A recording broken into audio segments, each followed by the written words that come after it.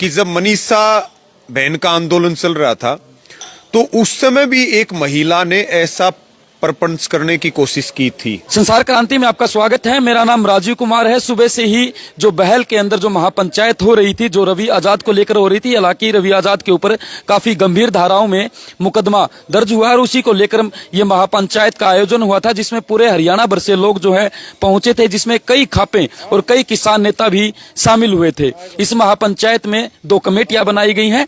एक कमेटी जो है एसपी साहब से भी बात करेगी और साथ ही साथ जो पीड़ित लड़की है जिसके आधार पर मुकदमा दर्ज हुआ है, उस परिवार से भी बातचीत करेगी। बहरहाल हमारे साथ रवि आजाद भी है और वो शख्स भी हमारे साथ मौजूद है जिनके साथ जो है आज पूरा वाकया हुआ, जिस महिला ने इनके ऊपर हाथापाई की कोशिश की, उसके बारे में भी बातचीत करेंगे। सबसे पहले इन्हीं से सवाल ले लेते हैं। सर, आपके क्या नाम आपका और आपके साथ ये पूरा क्या वाकया हुआ? मेरा नाम तो जी सुरेंद्र किलका है, पूर्व जिला परिषद प्रतिनिधि। मेरी मैडम जिला परिषद मेंबर थी इस एरिया से। मामला कुछ भी नहीं था, वो एक सोची समझी चाल थी इस पंचायत में अड़चन डालने की, इसमें बिघन डालने की, और वो उस मकसद में, उस मंसूबे पर वो कामयाब नहीं हुई। वो महिला, उसने मेरे साथ बड़ी बदतमीजी की, अड़क धड़क। मैं तो ये तो कह रहा, क्या बेबी क्या कर रही है तू, मतलब ये बोलते बोलते कहते उसका पता नहीं उसे क्या दिमाग भाई। तो ऐसे लोग जो आए थे पंचायत में, वो खुद को अपने आप में चोटी मारी। ये लोग केवल एक ही मकसद के लिए आए थे, किसी तरह रवि, उसके हाथों पर मैं देख रहा था, उसके हाथ पे चोट भी थी, किसी तरह रवि आजाद की इस पंचायत में विघन डाला जाए, इसको एक और तुल दिया जाए।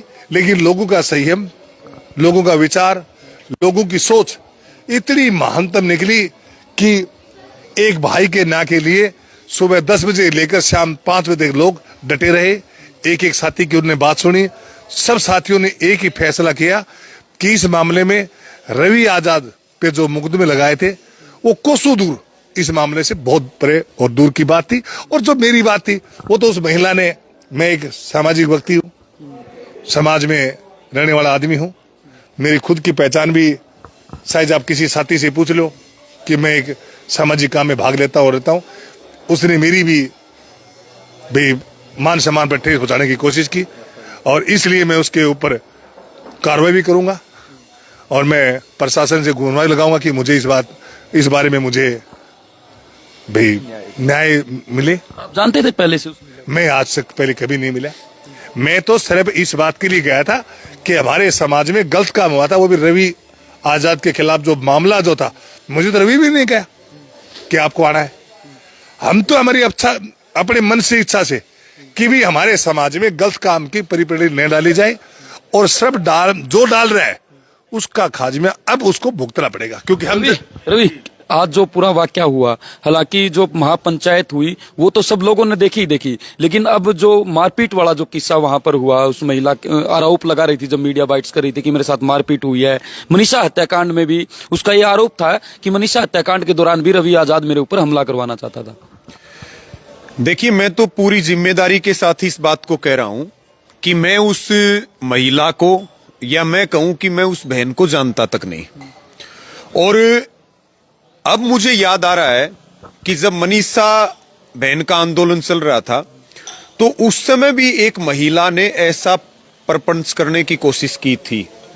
और ये बात आज महापंचायत में मुझे कुछ भाइयों ने बताई कि ये तो वही महिला है जो मनीषा आंदोलन में भी थी। लेकिन ये बात आपको सुरेंद्र जी ने अभी बताई, क्योंकि ये थोड़ा सा पीछे बैठे थे, मैं थोड़ा सा आगे बैठा था और वो महिला मेरे बराबर में बैठी थी। तो उस समय एक साथी, क्योंकि उसके आगे थोड़ी सी जगह खाली थी, तो मैं थोड़ा सा जब उसकी तरफ हुआ, कोई और बुजुर्ग वहां बैठने के लिए आ गया तो जगह तो उसको देनी पड़ेगी। तो उस महिला ने मेरे कान के पास आके भी आपत्तिजनक बात बोली और उसके बाद में 1 से 2 मिनट भी नहीं बीते थे। 1 से 2 मिनट के बाद ही जो ये पूर्व जिला पार्षद है सुरेंद्र किलका, इनके ऊपर बिना कुछ सोचे समझे और थप्पड़, लात, मुक्के, यानी कि सीधे सीधे तौर पे सबसे पहले तो एक सामाजिक, एक राजनीतिक व्यक्ति के खिलाफ इस तरह का करना, ये तो 100% पंचायती परंपरा के खिलाफ है। दूसरी बात, ये जो महिला थी, ये महिला उन्हीं लोगों ने प्लांट की थी या उसी पूर्व मंत्री ने प्लांट की थी जिसने इस पूरे षड्यंत्र को अंजाम दिया। सीधे तौर पर वही इसके लिए जिम्मेदार है। और बाद में साथियों ने बताया कि कल इसने एक हरियावास गांव है, वहां पर भी ये कहा था कि कल की पंचायत तो मैं फेल कर दूंगी, और मेरी बातचीत हो रही है, कुछ इस तरह की बातें निकल के आई थी। आज फिर महापंचायत में जो कमेटी बनी उसने इसके ऊपर बिल्कुल संज्ञान लिया, क्योंकि उसका प्लान था महापंचायत को उखाड़ना। लेकिन ये तो क्रांतिकारियों की धरती है, सतगामा की वो कन्नी या चबूतरा है जहां बड़े बड़े ऐतिहासिक फैसले हुए, नवाबी शासन के खिलाफ यहाँ के जो हमारे पूर्वज है उन्होंने संघर्ष किया है। तो उसमें भी फैसला ये लिया कि भाई इस महिला के खिलाफ हमारे पास सभी सबूत मौजूद है, इसका सारा मीडिया के पास इसकी सारी वीडियो रिकॉर्डिंग्स है, और ये फोन में भी, अब मुझे याद आ रहा है कि ये फोन में रिकॉर्डिंग कर रही थी, वॉइस रिकॉर्ड, फोन में वॉइस रिकॉर्डिंग की बात मेरी नजर पड़ी थी एक बार। फिर मैंने सोचा भाई हो सकता है वैसे ही कर रही होगी, मैंने इतना ध्यान नहीं दिया क्योंकि मैं तो खुद ही बहुत बड़े संकट में खड़ा हूं।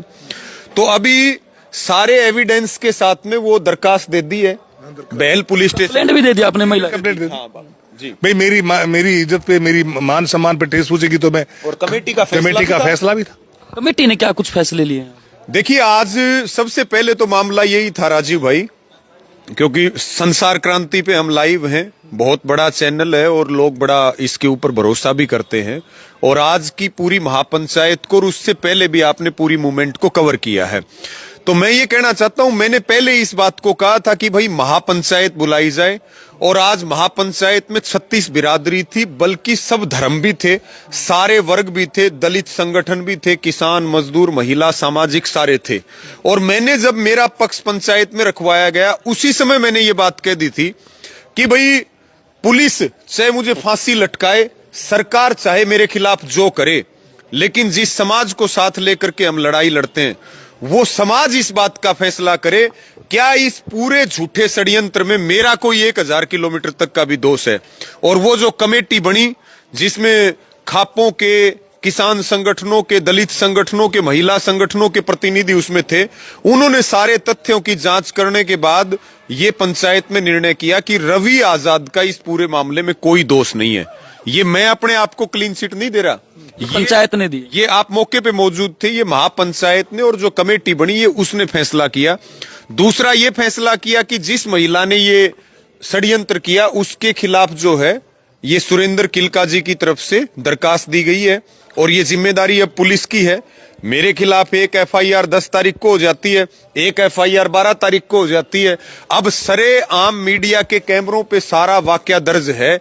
अब ये भी देखेंगे कि इन वाली जो दरखास्त है उसमें एफआईआर कितनी देर में होती है, क्या 10 मिनट में एफआईआर होती है, ये जो बात है। और एक महापंचायत ने उसमें निर्णय कमेटी ने लिया कि जो पक्ष है बेटी का उससे मिलेगी महापंचायत की जो कमेटी है, और उसके बाद जो है वो डीएसपी एसपी से भी मिलेगी।